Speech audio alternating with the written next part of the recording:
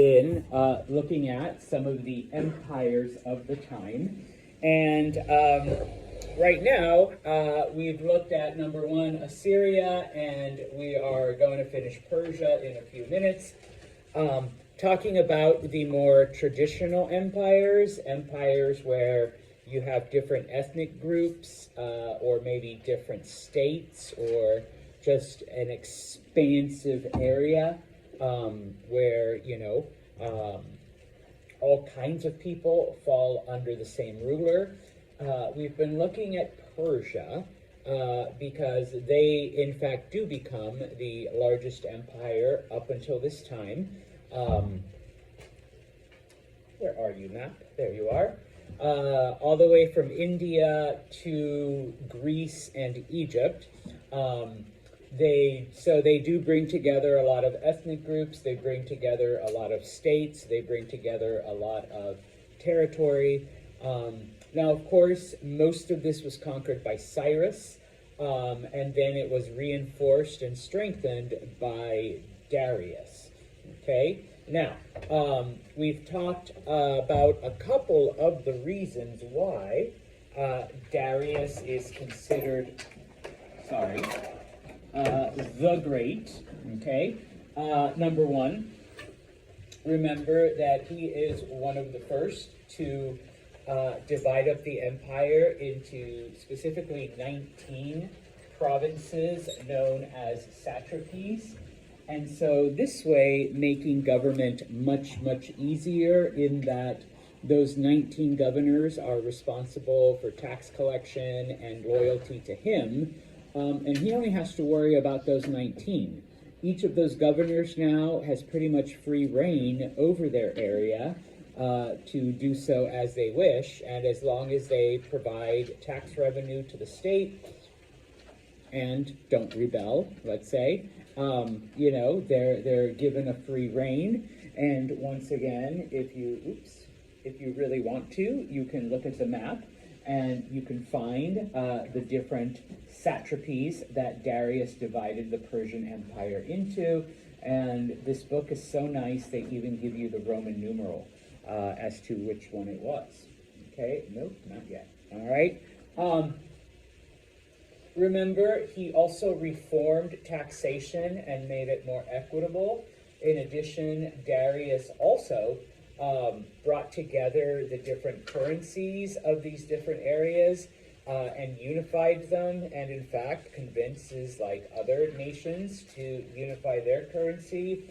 And probably the most important thing is that he does in fact unify the various weights and measures that are used throughout the world that the Persians come in contact with, so that now we have a very equitable and easier system to conduct business and other kinds of things. All right. Now, probably the reason, though, why Darius becomes known as the Great. Okay. Did I put it here? Just give me a second. Yes. Okay. That's in the next slide. He does engage in numerous building projects. All right. Remember, Cyrus was a great conqueror, but that's about it. Everything that was there was either left the way it was, or the areas that he conquered, he just absorbed the culture and the ideas. But Darius went about saying, well, no, we need some kind of unified Persian culture, and we need to bring the empire together. Yes, I've got my areas that I've pledged their loyalty to me, but we need to make sure that we have a way of enforcing that loyalty. And of course, not only enforcing it, but giving people a reason to want to be loyal, okay? And so, probably the largest project that he does is he constructs something known as the Royal Road, okay? Once again, remember, all right, back then, governments didn't do this, okay? You wanted a road, you either built it yourself, or the fact that people like would just go from point A to point B, and they take the same path, and eventually the dirt gets packed in, and the plants like die because everybody steps on them, and suddenly, okay, that's the road, okay, and that's the path that everyone takes, okay. Or once again, both Tin and I are farmers, and we want to connect our two farms. And so we agree to kind of, build a road together that links our two farms, and, we just did it, okay? What Darius does, and once again, it's one of the first times,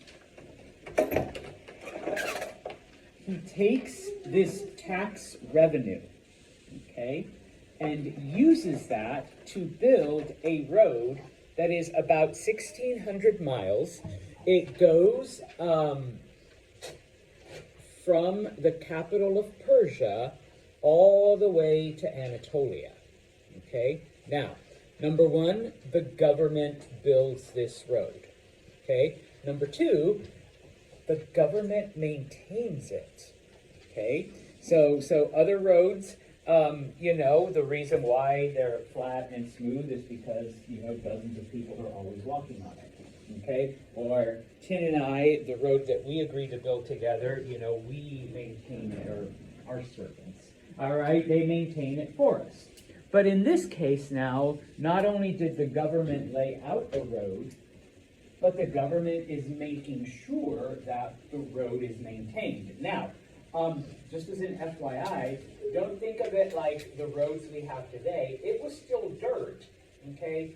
But, it still requires quite a bit of maintenance, keeping it clear, keeping it, clean, keeping it open, and whatnot. Now, because this road was going to be used by the public, okay, in addition to the army, because, hey, with a road, this empire is built on conquest. It makes it easier for our armies to travel from point A to point B. But, when the armies aren't out there, it's just going to be for the average people, okay? So, Darius builds and maintains, okay, different stations, different rest areas, different locations where travelers can stop, stock up on supplies and water, and if they need to, they can rest there overnight, their animals can feed, whatnot, and then you continue, okay? In fact, I want to say it was every 21 miles. It might have been every 18. Sorry, I forgot. It's one of those mornings. Okay, but it was, let's say every 21 miles were these way stations, because typically that was the distance that a human can walk in a day's time, okay? And so, boom, at the end of the day, at the end of your walk, there is an area where you could restock your supplies, you can rest. Any animals you had with you, you could kind of let them wander and they would feed, okay? And so, all of this was maintained by the government. Because there might be a danger from thieves and bandits and, enemies, whatever, Darius also provided soldiers that would monitor the roads, that would patrol regularly, okay? And so over time, eventually, we begin to see other roads break off from the main one. And so, once again, I promise I'll come back, okay? On this map that I've been using, okay, the black line is the Royal Road, all right? So it started in the Persian capital of Susa, and it went all the way to the westernmost city of Sardis, okay? Over time, the other purple roads that you see, over time, not just Darius, but other, governments and government leaders, they're like, okay, yeah, we're going to need something to go east. We're going to need something into Egypt. We're going to need something into the north. And so other roads were built once they saw the success of the Royal Road that Darius first built. Okay? Next, the other thing that he does, okay, is the building of both aqueducts and canals. All right. In fact, the English word canal comes from the Persian word kanat. Okay, that's where we get it from, where basically it moves water from point A to point B. Okay, or it allows travel over water in areas that normally the water doesn't go. Because remember, Persia is the first civilization that is not built, and here I'm going to use my color coding here, the first civilization that springs up in an area nowhere near a major river. Okay, so where are they getting water from? Because you need water. All right, you need water for people, you need water for crops, you need water for animals. Okay, well, not as fancy or efficient as the Romans did a couple thousand years later, but the Persians built aqueducts to bring water from the mountains into the cities. Okay, you know, the mountains had snow, the mountains had rain, but down here where Persia was, it's pretty dry and barren. And so the Persians, and especially Darius, once these cities are being built, discover a way to bring water from where it is to where they needed it. Okay? He also is instrumental in building a canal that links the Nile River to the Red Sea, right? Because remember, we have some waterfalls here. You can't follow the Nile all the way into Africa, but he knows that there's more stuff down here. But, you know, he wants to be able to do it all by boat. And so he does build a canal that links these areas, and then he's able to continue on south. All right? And so I am going to stop here for 1 minute or two, okay? Or maybe longer, however long this dude talks, and show you 2 video clips.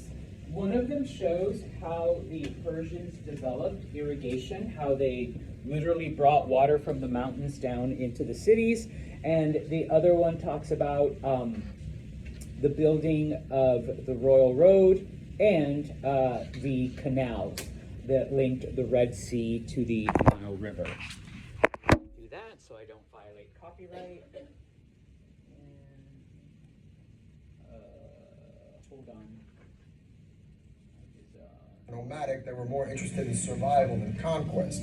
As they became less nomadic, they had to learn how to farm, in particular how to cultivate this fertile Iranian plateau. But to do that, they needed a source of water. The early Persians may have very well become dust in the winds of history had they not unlocked a source of water, and just as importantly, a means to channel that water to their crops and settlements. And what makes this engineering feat so remarkable is that they found this water not from rivers or lakes or oceans, but from the most unlikely source of all, rocks. Persia emerged out of nothing, a rugged, hostile terrain built with only invention and determination. 3,000 years ago, nomadic early Persians roamed the parched, forbidding Iranian plateau.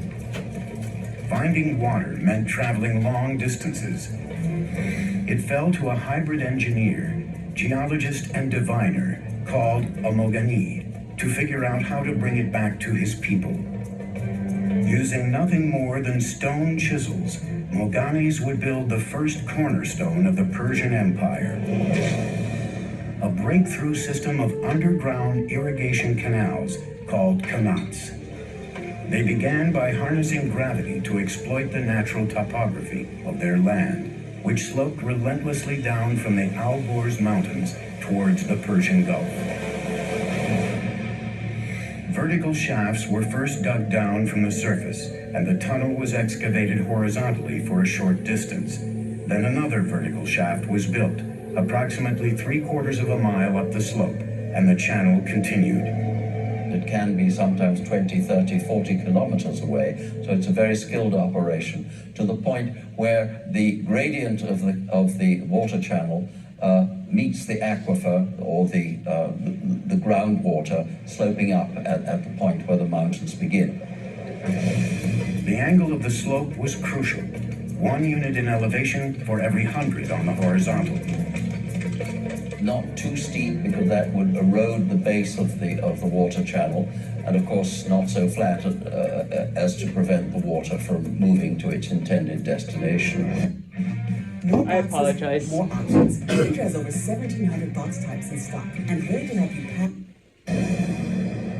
2,000 years before Rome's legendary aqueducts, the Persians were channeling massive amounts of water over long distances in hot, dry climates with minimal loss due to leakage or evaporation. Water means food, but the engineering technology to locate that water and move it was a carrot that the Persians were dangling in front of their neighbors. Around 700 BC, all of these tribes were united under one legendary figure named Achaemenes, who founded a dynasty. But this dynasty thrived and flourished under one guy, a guy I would have liked to have met, named Cyrus the Great. Cyrus... All right, so we already know about Cyrus, but basically that is how Persian society developed by the discovery of this technique of bringing water from higher elevations to lower elevations. And while the Romans, 2,000 years later, perfected it, it was the Persians that first came up with the engineering necessary. Okay, we're gonna skip ahead. Where are you? 19 something. Oops, a little bit back. And talking about the Royal Road and the canals. Under the rule of Darius the Great, the Persian Empire grew to staggering proportions.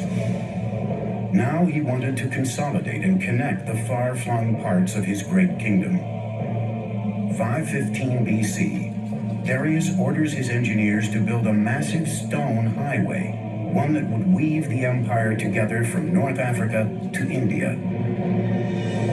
Extending over 1,500 miles of the empire, he would call it the Royal Road.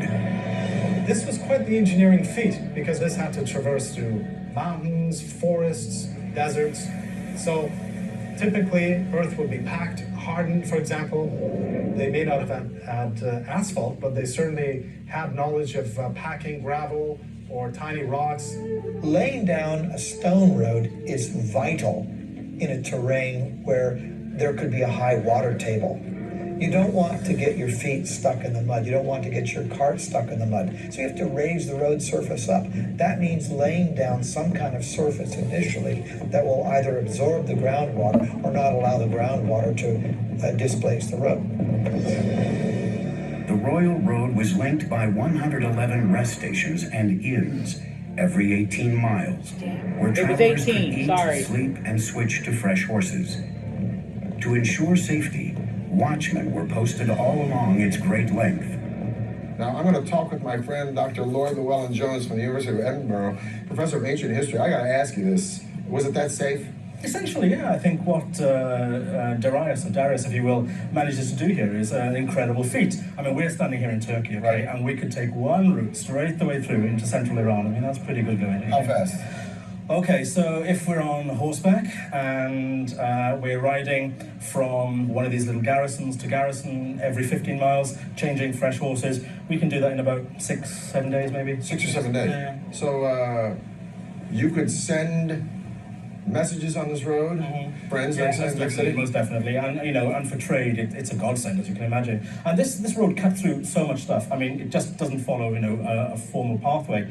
It has to cross rivers, so it crosses the Tigris, it crosses by the ferry, by ferry, right? Sometimes it clings to the side of mountains, sometimes it clings to the side of rivers. So the terrain is changeable. It's not drained or anything like that, so it's not as advanced as some of the Roman roads. Right. So it doesn't have a gutter system. No, nothing like that. But what it's essentially is, it's sort of maybe 20 feet wide with sort of chip-in base, which is good for horse treads and that kind of stuff, And carriages and chariots. Through as quickly as you can, basically. Well, Lloyd, it's been a pleasure talking with you. Yeah, thank you for enlightening us about this incredible road. But Darius still wasn't through. There was one territory Darius had yet to firmly control, the vast riches of North Africa, and he was determined to build a gateway there. He had his engineers devise a giant canal linking the Mediterranean and the Red Sea. Everyone has heard of the Suez Canal, but how many have heard of Darius's canal? What Darius did was build an east-west canal that was 130 miles long. With the Persian knowledge of hydrology, Darius's engineers used digging tools made of bronze and iron to first open the canal, then clear any blown sand and line it with stone ready for his ships to sail. It would take 7 years to complete the 130-mile-long waterway, with a massive labor force of Egyptian stone cutters and canal builders. Parts of the canal between the Nile and the Red Sea were actually not waterways, but just points along which the ships could be dragged until they reached another deeper portion where they could again sail their course. Darius says, I, Darius, king of kings, conqueror of Egypt, built this canal. He connected the Red Sea to the Nile River for trade, and he says, and ships were brought along my canal. By 513 BC, So, both the road and, where are you? There you are. And the canals. All right. So, another reason why he was known as the Great. Okay. So, getting to the end-ish of the Persian Empire. Okay. One of the other things that the Persians did was the building of cities, because they were nomadic, and remember, they established their civilization in areas with no major rivers, with, areas that were completely different from, the Egyptians, the Mesopotamians, etc. And so what ends up happening is that many of the cities that do eventually become, key to Persia started from scratch. So cities like Persepolis and Susa and Pasargadae. Susa was their capital, and so that's where the royal road starts. For the next 200 years, Persia was basically it. All right, nobody was stronger. Nobody dared to challenge them, and we'll talk about this. We'll definitely hit it today. And I promise I'll come back to this real quick. Okay.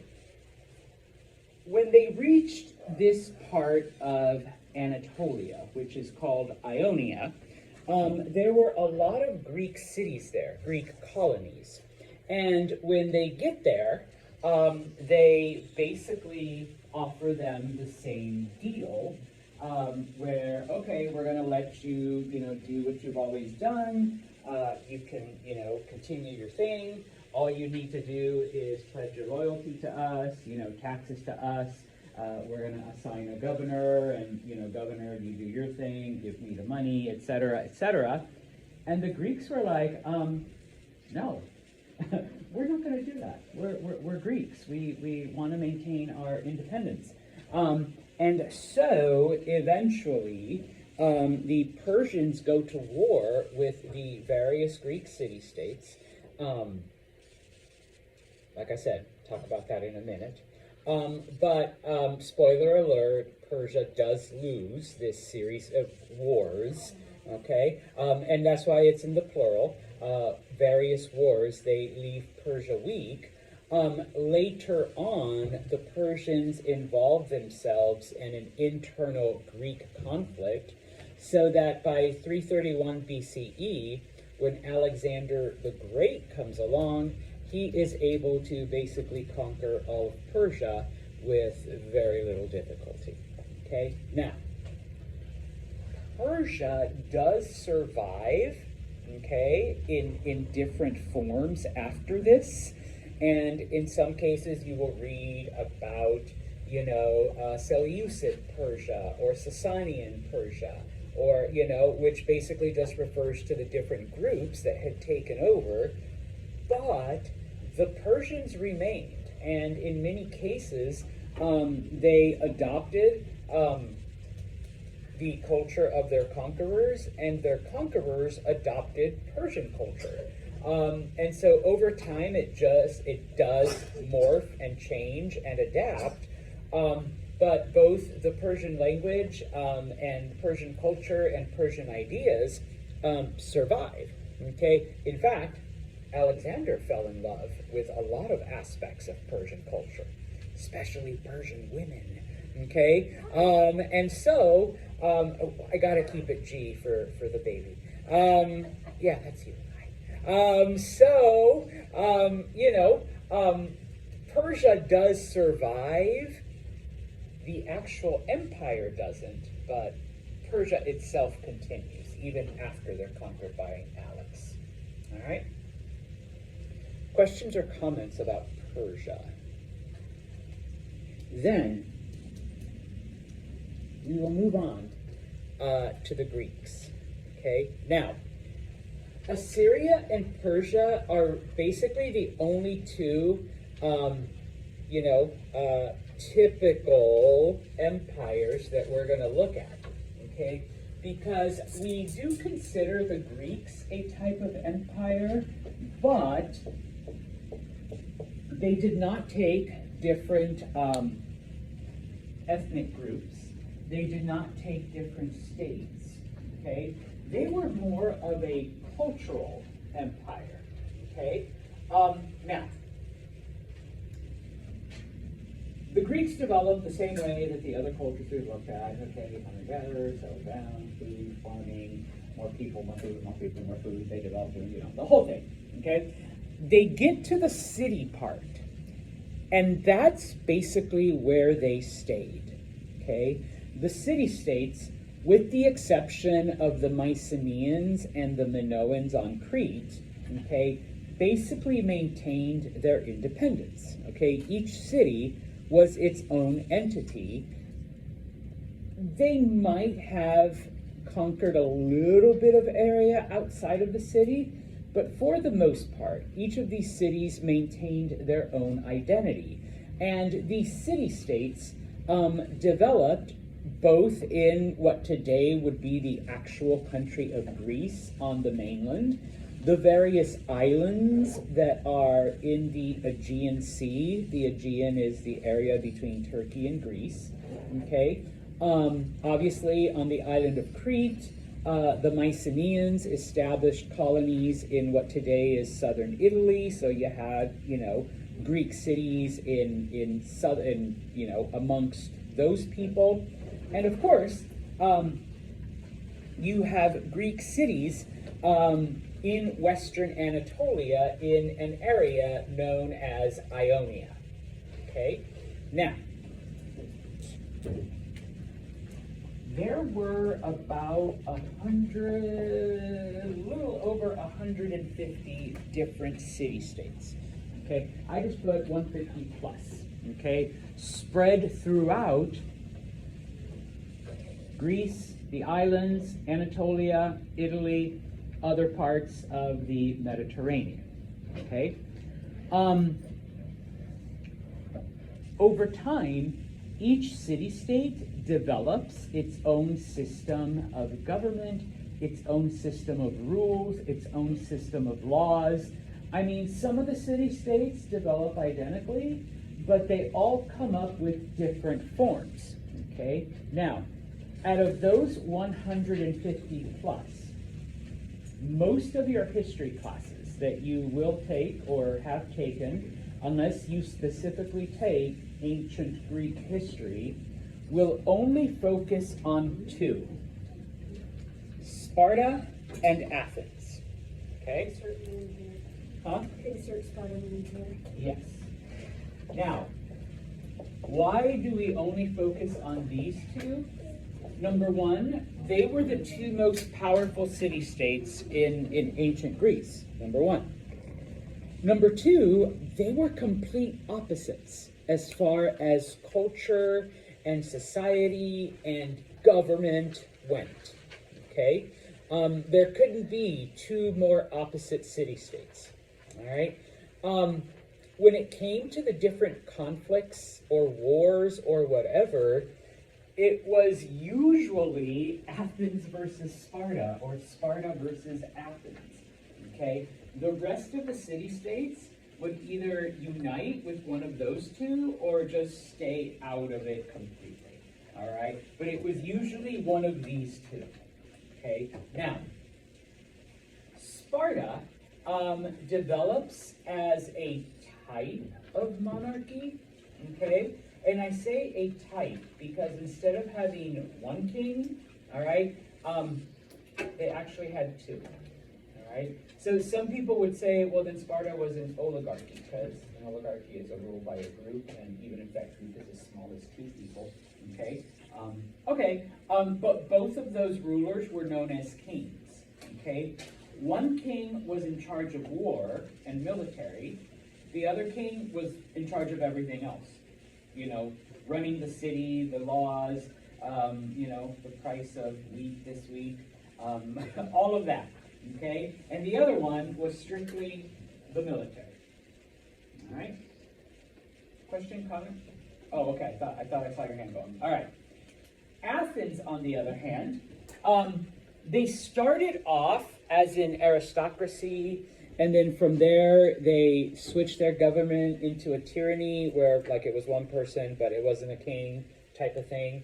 And then finally, and this is what they're most known for, they developed the concept of democracy, okay? And they were a pure, true democracy where every issue was voted on by the adult men, sorry ladies, or young men, all right? But they were a democracy, okay? Now, like I said, oh no, I should back up 1 second. Everything that we think about when we think about ancient Greece, like philosophy and the Golden Age and theater and art and, you know, the harmless statues and all of that's actually all from Athens. That's all like Athenian stuff, okay? So you couldn't have two more different city-states, okay? Now, despite all of and the other city-states were somewhere in between Sparta and Athens when it came to like government or when it came to like society or when it came to whatever, okay? Now, despite all of this, okay, this is one of your questions that I asked you, all right? The Greeks shared, number one, a language. They all spoke Greek, okay? They all spoke the same language. So no matter which city-state you went to. And number two, their culture, if you want to say just religion, that's fine, but it was their culture was the same. They all believed in the same gods. They believed in the same festivals. They worshipped the same way. They, you know, had their whatevers. You know, Zeus hated the women of Sparta the way he hated the women of Athens, you know. There was no difference there, okay? So, same language, same religion, or if you want to say culture, that's fine, okay? Same religious culture, okay? So in that sense, they were a type of empire because their language and religion spread over a very large area, okay? Even if the actual government was not a unified one. You know, they didn't conquer different ethnic groups, they didn't conquer different states, but their language and culture does spread to various areas, okay? And so, this map then basically shows, you know, the areas where various Greek city-states, and I think I need to make it just a little smaller, maybe, if it works, there we go, okay? Where you can see, you know, the various islands in the Aegean, the various areas in the Greek mainland. It doesn't show the Mycenaean colonies, sorry, but there were colonies in that boot area of Italy, and of course, in the western part of Anatolia, okay? Now, as I mentioned already, okay, and I am literally summarizing the Greek-Persian wars here in one slide, when we talk about ancient Greece proper, we'll get more into it, okay? But, like I said, okay, when the Persians reach Anatolia and they conquer the Greek city-states, hey, we'll let you govern yourselves, we'll assign a satrap, all you need to do is pledge your loyalty to us, pay taxes, etc. Okay? The Greeks say, F you. Okay? Once again, keep it G-rated. Okay? So, the Persians are like, whoa, no one's ever said that to us before. That doesn't make any sense. Okay? And so, we see a war between the Persians, and I promise I'll come back, the Persians and these various city-states. Okay? Now, obviously the Persians are a lot stronger, and they're able to overcome, the resistance that these cities give.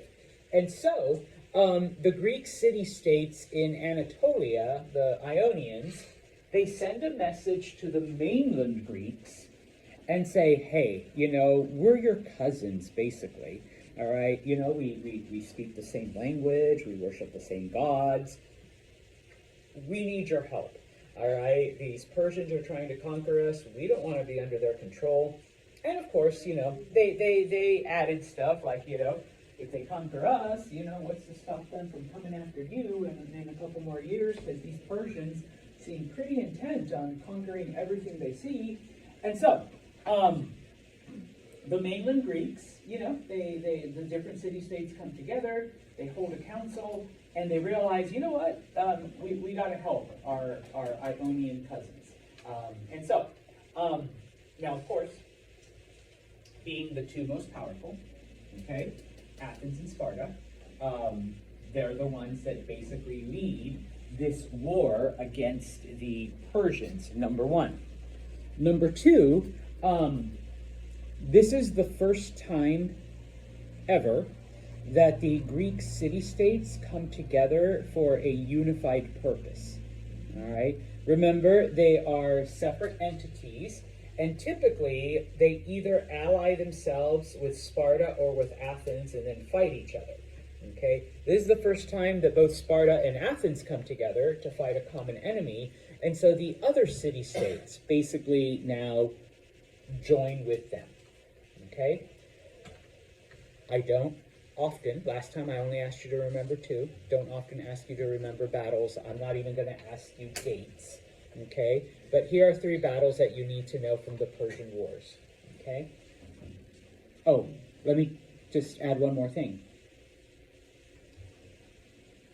With the help from the mainland Greeks, the Ionians, the Anatolian Greeks are able to defeat the Persians. And so the Persians realize that unless we take out the mainland Greeks, the Greeks that are in our territory are always going to give us a hard time. All right? So, in the year 490, Darius invades the mainland Greece. Okay? And so the first battle I want you to remember is the Battle of Marathon. Okay? Now, this is predominantly an Athenian army. There are other Greeks present, but it's predominantly them. Okay? They beat the Persians. Okay? Depending on which record you read, they were outnumbered 2-1, 3-1, 4-1. Okay? Needless to say that the Athenian army was outnumbered and they were expected to lose, but they actually win this battle. All right? Now, it's important because after suffering this defeat, the Persians withdraw and they leave the Greeks alone for the next 10 years.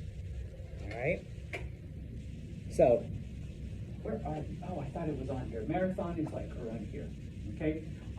So they leave, not only do they leave Greece alone, but they leave these Greek city-states alone. Okay? So they kind of back away. All right? Now, just as an aside, do we have any runners here? What is a marathon?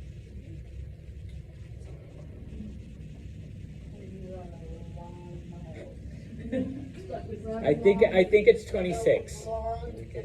It's a very long distance race. Yes, it's a 26 point something mile race.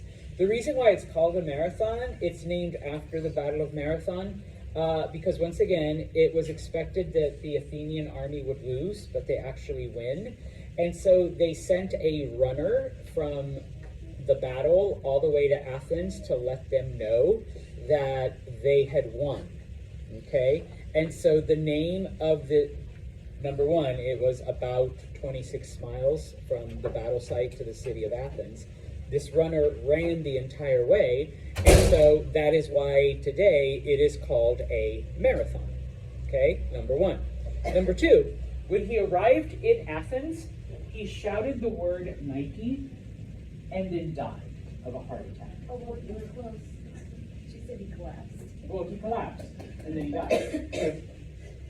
Why would he yell Nike and like not Adidas or Converse or Nike is the god of death, the goddess of death.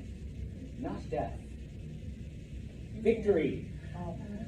Okay. The word, that's why, if you've ever wondered why we pronounce it Nike and not Nike, because it's N-I-K-E, it's a silent E, and it should be the long.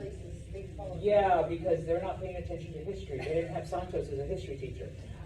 Nike is actually a Greek word, okay? It is the god of victory, and it means victory. So that's all he could get out before he collapsed. He yells, victory, and then, all right? Now, for those of you that are like business or marketing majors, why would you name your athletic shoes, these are Nike, this is a Nike, sorry, I'm not wearing the other one. Why would you name your athletic shoe or your athletic wait, where are you? There you are. Yeah. Your athletic clothing after a word that means victory? Yes! Wear our shoes and you're going to win. You're going to be the fastest runner. Okay? You're going to be so warmed up that you're going to be ready to fight basketball, baseball, soccer, whatever. Okay? I know, right? It's like, it's pure marketing genius. All right? In that regard. Okay? Yes? Also, I looked it up. A mile is 26.2 miles. Okay. Thank you. I knew it was 26 point something. Okay? So, all right. Now, Persians are gone for 10 years. In the meantime, Darius dies. Okay? All people die. So he dies. And his son Xerxes takes over. He's the new king. Okay? He's like, all right, we are ready to finish off those Greeks. And so he reconquers Anatolia and then enters the mainland Greeks. Okay? Second battle, I want you to remember, the Battle of Thermopylae. Okay? What was the Battle of Thermopylae? Once again, the Persian army, in this case, they do outnumber the Greeks like 10 to 1. The Greeks have no chance of victory. Okay? And so what ends up happening is that the Spartan army, okay, there were 360 Spartans. They volunteered to remain behind and stall the Persians so that the rest of the Greek army can retreat and regroup with the main force that's waiting for them. Okay? Spoiler alert, all of the Spartans die. They're massacred, all 360 of them. But it is that sacrifice that is like honored and, respected and whatnot. And yes, the Greeks, it does allow the main part of the Greek army to retreat, to unite with the larger Greek force, and then they do beat the Persians. Okay? But if it hadn't been for the sacrifice of the Spartans, that may not have happened. Now, I put there 300. It's an older movie now for you kids. But if you've ever heard or seen the movie 300, Gerard Butler plays Leonidas, the Spartan king of war. This is what it's based on. Okay. Now, they take a lot of liberty with the story and the history, but the battle that it's supposed to represent was a real battle. Okay, everything else has been Hollywoodized, though. Okay, he did not scream, "This is Sparta." At least we don't think he did. All right, and kick someone into a bottomless pit. All right, yeah, probably not. All right, and sorry, ladies, they didn't fight shirtless and oiled up. all right, which is, they actually wore armor, all right? Chris is like, damn it, oh well. Now, the last battle I want you to remember, and we will finish with this for the day, is the Battle of Salamis. The Battle of Salamis is basically the last battle because it's a naval battle. The Athenian navy defeats the Persian navy. Without a navy, the Persians have no way of getting across. They can go around like that, but that journey takes almost 8 months, whereas this is like a quick jump. Okay, and so with that, the Persians, where are you? The Persians surrender, and they leave things alone. Even though we only went through 3 battles, the Greek wars, the Persian wars, have taken 25 years. Okay, this has been 25 years in happening. So, for the next 150 years, though, the Greeks do in fact slowly begin to acquire, more territory from the Persians, and eventually, when Alexander the Great shows up, the Persians are utterly, taken over. All right. On Monday, we'll talk about some of my favorite, the Phoenicians. Sorry. All right.